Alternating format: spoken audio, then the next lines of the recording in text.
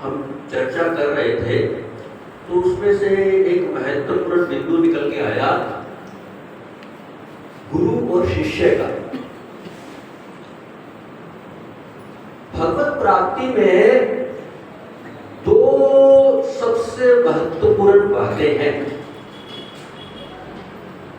एक बात है शिष्य की योग्यता और दूसरी बात है गुरु की योग्यता। अगर दोनों योग्य हैं तो भगवत प्राप्ति से कोई भी रोक नहीं सकता है। गुरु की योग्यता क्या है?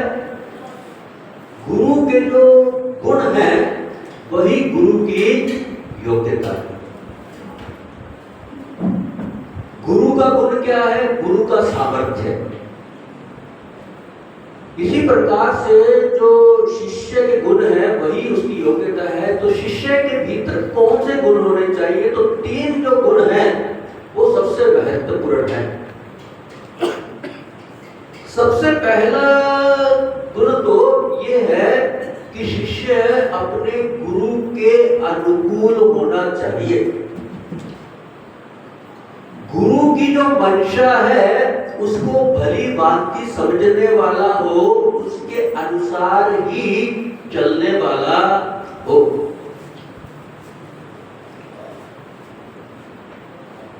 गुरु जी जिसमें प्रसन्न हो उसी में शिष्य प्रसन्न रहता है, अनुकूल भाव होता है गुरु के प्रति। दूसरी बात, शिष्य के भीतर निष्कपटता होनी चाहिए। किसी प्रकार का कपट उसके हृदय में नहीं होना चाहिए। गुरु जी ने कोई आज्ञा दी तो उस आज्ञा का बिना किसी कपट के, बिना किसी छेड़छाड़ के उस आज्ञा का पालन करना। और तीसरी बात, गंभीरता होनी चाहिए। भगवत प्राप्ति की विशेष तीव्र लालसा उसके भीतर होनी चाहिए।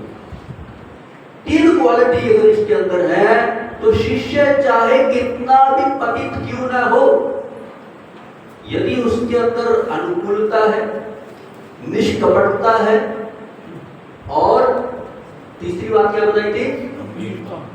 गंभीरता है। ये तीन बातें हैं तो वो एक बहुत योग्य शिष्य है। यह नहीं कि छोटी छोटी बात पे गुरु से भिड़ जाए, बड़ा ही उसका कोमल रवैया गुरुजनों के प्रति होना चाहिए। ये सब शिष्य की योग्यता है। और गुरु की जो योग्यता सामर्थ्य है। सामर्थ्य क्या है? चैतन्य चरितामृत में बताया गया है, कीवा विपर कीवा न्यासी शुद्र केने नए जय कृष्ण तत्व बेता सही गुरु होए। गुरु कौन सी जाति से है, कौन सी बिरादरी से है, ये बिल्कुल भी महत्व की बात नहीं। सबसे महत्वपूर्ण बात क्या है? कृष्ण तत्व बेता। शास्त्र के आधार पर उसको कृष्ण तत्व का ज्ञान होना चाहिए और उस कृष्ण तत्व का अनुभव भी होना चाहिए। तो कृष्ण तत्व का ज्ञान प्लस कृष्ण तत्व का जो अनुभव है वो दोनों गुरु के पास होने चाहिए। जब इस प्रकार का योग्य शिष्य हो और समर्थ गुरु हो, दोनों का मेल जोल हो जाए तो भगवत प्राप्ति अवश्य ही होती है। तो अधिमास जो है वो पतित अवस्था में है, लेकिन वो अपने गुरु के प्रति अनुकूल भाव वाला है, निष्कपट भाव वाला है और उसके भीतर अपने दुख को दूर करने की गंभीरता भी है। तीनों जो योग्य शिष्य के लिए गुण है वो अधिमास के भीतर है। और दूसरी तरफ जो भगवान नारायण उसके गुरु बने हुए हैं, उनको शास्त्रों का ज्ञान क्या? शास्त्र तो भगवान नारायण से प्रकट होते हैं। तो क्या उनको ज्ञान नहीं होगा? जितने भी वेद शास्त्र हैं वो सब भगवान नारायण से ही तो प्रकट होते हैं। इसलिए जो वेद पुराण है उनका हमेशा सम्मान करना चाहिए, बड़े आदर भाव के साथ उनको देखना चाहिए। वेद शास्त्रों में और भगवान में कोई भेद ही नहीं है। तो भगवान नारायण साक्षात जो वेद स्वरूप है, पुराण स्वरूप है, वो अधिमास के गुरु बने हुए हैं। तो शिष्य भी योग्य है, गुरु भी योग्य है, इसलिए अधिमास का जो कल्याण है वो निश्चित ही होने वाला है। भगवान नारायण अधिमास को लेकर जब गोलोक में आए तो उस समय भगवान नारायण तो आगे हो गए और उन्होंने अधिमास को कहा, अधिमास तुम थोड़ा पीछे रहो। ऐसे करके वे गोलोक में प्रवेश किए। भगवान नारायण ने अधिमास को इसलिए थोड़ा छिपा के रखा, पीछे रखा कि जब सही समय आएगा तब मैं इसको पुरुषोत्तम कृष्ण के सामने प्रस्तुत करूंगा। गुरु को ज्ञान है कि कब मुझे अपने शिष्य को भगवान के सामने प्रस्तुत करना है, अभी इसके भीतर क्या कमियां हैं, क्या इसमें सुधार की आवश्यकता है, तो वो सब देख के वो आगे अपने शिष्य के कल्याण के लिए आवश्यक कदम उठाता है। इसलिए शिष्य को धैर्य बरतने की जरूरत है। ऐसा नहीं है कि अधिमास कहे गुरु नारायण जी अब आपका काम हो गया, अब मैं आगे आगे आप पीछे पीछे, ऐसा नहीं। जैसा भगवान नारायण कह रहे हैं, अधिमास बिना किसी कपट के अनुकूल भाव से, बड़े गंभीर भाव से उनकी आज्ञा का पालन कर रहा है। यही योग्य शिष्य की पहचान होती है। तो अब भगवान नारायण अधिमास को पीछे करते हुए, थोड़ा सा छिपाते हुए गोलोक में प्रविष्ट हो गए। तो उस समय भगवान नारायण ने पुरुषोत्तम कृष्ण को देखा तो भगवान नारायण ने पुरुषोत्तम कृष्ण को प्रणाम किया। हरे कृष्णा कृष्णा कृष्णा हरे हरे, हरे राम राम राम हरे हरे। और पुरुषोत्तम कृष्ण को प्रणाम किया और पुरुषोत्तम कृष्ण को प्रणाम करने के पश्चात एक स्तोत्र के द्वारा भगवान नारायण पुरुषोत्तम कृष्ण की स्तुति करने लगे। जो पुरुषोत्तम कृष्ण की स्तुति पूरी हो गई, उस समय भगवान नारायण ने पुनः उन पुरुषोत्तम कृष्ण को प्रणाम किया।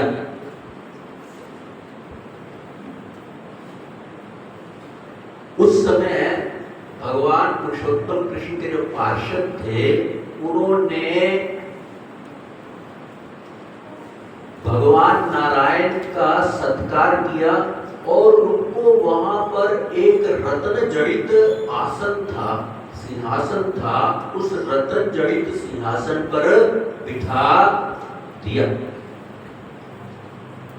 अब भगवान नारायण जब उस रत्न जड़ित आसन पर, सिंहासन पर बैठ गए, तो उन्होंने अधिमास से कहा, अधिमास अब तुम थोड़ा आगे आ जाओ, ये भगवान पुरुषोत्तम कृष्ण हैं, तुम इनके सामने आ जाओ और सामने आकर तुम इनको प्रणाम करो।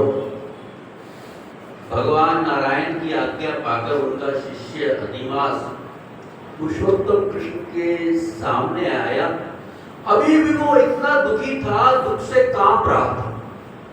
गोलोक में आकर भी अधिमास जो है वो दुख से अभी भी कांप रहा था। तो कांपते हुए उसने पुरुषोत्तम कृष्ण के चरणों में प्रणाम किया। प्रणाम रूपी जो भक्ति है उसमें बड़ी शक्ति होती है। इसलिए भगवान को, श्रेष्ठ जनों को अवश्य ही प्रणाम करना चाहिए। कुंती देवी श्री कृष्ण की स्तुति करते हुए उनको बार-बार प्रणाम करती। ब्रह्म संहिता ग्रंथ के अंदर ब्रह्मा जी भी श्री कृष्ण की स्तुति करते हुए उनको बार-बार प्रणाम करते हैं। क्योंकि जितनी बार हम प्रणाम करते हैं उतनी बार हमारे अहंकार को चोट लगती है। हमारा अहंकार जो है वो पत्थर की तरह बहुत मजबूत है। वो ध्वस्त कब होगा? जब हम प्रणाम करेंगे। तो अधिमास ने भी भगवान पुरुषोत्तम कृष्ण को प्रणाम किया। तो कुंती देवी अपनी स्तुति, एक श्लोक है भागवत पुराण में जिसमें कुंती देवी एक ही श्लोक में श्री कृष्ण को 4 बार प्रणाम करती है। उनके 4 नाम लेती है और 4 बार उनको प्रणाम करती है। हमें भगवान की स्तुति करनी है, भगवान के भजन गाने हैं, भगवान का गुणगान करना है तो ऐसे श्लोकों के द्वारा करना चाहिए, उत्तम श्लोकों के द्वारा, जिनके भीतर उत्तम भाषा का उपयोग है। हल्की भाषा का उपयोग नहीं है, छिछोरी जो भाषा होती है ना, उसका उपयोग उन गीतों भजनों में नहीं है। इसीलिए हम भजन गाएं, गीत गाएं तो हमें देखना चाहिए ये भाषा हमारी मर्यादित है, अमर्यादित है। इसलिए आप देखोगे महान आचार्यों की जो भाषा है उसमें बहुत वजन होता है, बहुत दम होता है और उसी का प्रभाव पड़ता है हमारे जीवन के ऊपर। अन्यथा तो सब जो है लोगों के हृदय को और मैला करने वाला ही होता है। तो इन श्लोकों को सीखो, इन श्लोकों को गाओ। मुश्किल लगे कोई बात नहीं। कुंती देवी तो एक स्त्री थी, एक स्त्री होकर देखो इतने सुंदर सुंदर श्लोक गा रही है। जिसको भगवत प्राप्ति की इच्छा है तीव्र, उसका जीवन अलग होता है। ये मत देखो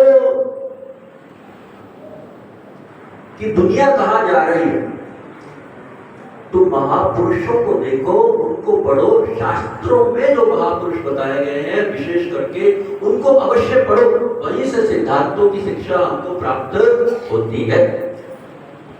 तो कुंती देवी कहती है नमः पंकज नाभाय, नमः पंकज मालिने, नमः पंकज नेत्राय, नमस्ते पंकजांग्रे।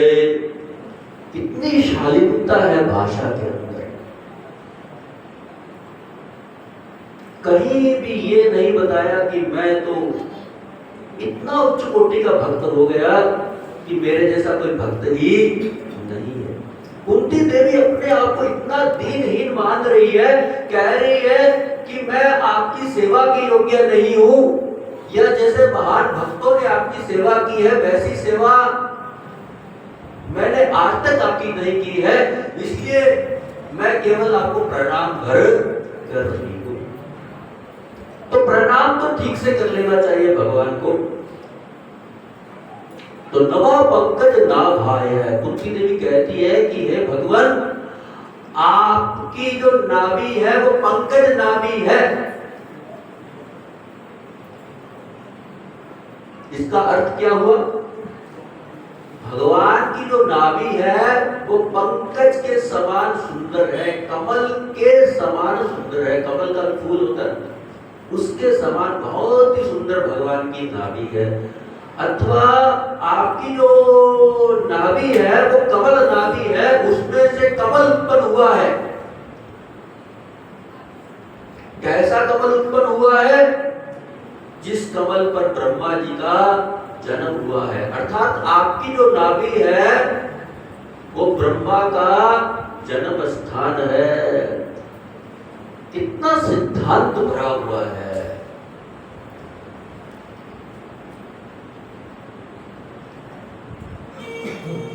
और कितना रस भरा हुआ है।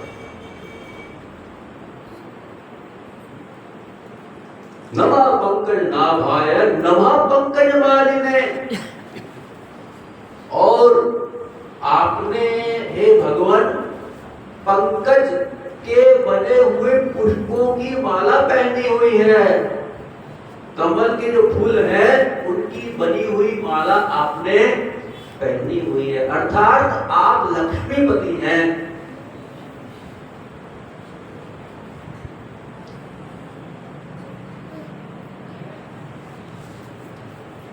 नमः पंकज नेत्राय। हे भगवान आपके जो नेत्र हैं वो कैसे हैं? कमल के फूल के समान खिले हुए हैं, प्रसन्न रहते हैं हमेशा आपके नेत्र। या कमल की जो पंखुड़ियां हैं उनके समान आपके जो नेत्र हैं वो बहुत ही विशाल हैं, सुंदर हैं।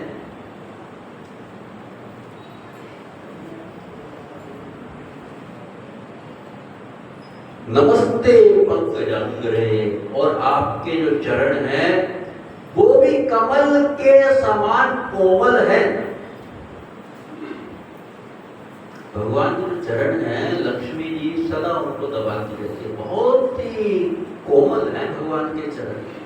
इसलिए तो जब श्री कृष्ण गौचारण के लिए जाते थे नंगे पैर, तो गोपियों को बड़ी चिंता सताती रहती थी कि ये कृष्ण एक तो नंगे पैर जा रहे हैं, दूसरा इनके जो चरण हैं, पैर हैं, वो बहुत ही कोमल हैं और जंगल के कहीं वन कांटे जो हैं वो इसमें इनको किसी प्रकार से कष्ट प्रदान न करें। इस प्रकार की चिंता में गोपियां सदा व्याकुल रहती थी। नमस्ते पंकजाग्रे। अथवा इसका अर्थ ये भी है कि भगवान के चरणों में कमल का चिन्ह अंकित है। हमारे जो पैर हैं उनमें तो रेखाएं ज्यादा देखने को मिलती है, लेकिन भगवान के चरणों में सुंदर सुंदर वज्र आदि ध्वज आदि चिन्ह देखने को मिलते हैं। तो इस प्रकार से हमें भगवान को प्रणाम करना चाहिए, सही तरीके से प्रणाम करना चाहिए, भगवान की स्तुति करनी चाहिए, सही तरीके से भगवान की स्तुति करनी चाहिए। तो हमारा जो जीवन है वो मंगलमय हो जाएगा। तो हमें क्या करना है? इस पुरुषोत्तम मास में सीखना है, कुछ अच्छा सीखना है, कुछ आगे बढ़ना है जीवन में। साल के साल, दिन के दिन ऐसा न हो हमारे व्यर्थ ही जा रहे हो। पुरुषोत्तम मास का अर्थ क्या है? सीखना। कहीं ऐसा तो नहीं हो रहा मेरा दिन दिन करके मेरे साल खराब होते जा रहे हैं, मेरा मनुष्य जीवन व्यर्थ में ही मैं इसको बिताता जा रहा हूं। तो समय है जो है बड़ा कीमती है। पुरुषोत्तम मास में समय की कीमत को समझना है।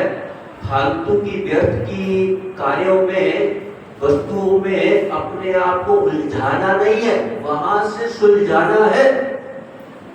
और भगवान की जो शुद्ध भक्ति की जो विधि है उसका पालन करना है। शुद्ध भक्ति की जो विधि है उसका पालन करना भले ही कलयुग में मुश्किल लगता हो, लेकिन यदि हमारे अंदर अनुकूलता है, निष्कपटता है और भगवत प्राप्ति की तीव्र लालसा है, तो फिर हमें भगवत प्राप्ति से कोई भी रोक नहीं सकता है। हरे कृष्ण कृष्ण कृष्ण हरे हरे, हरे राम राम राम हरे हरे।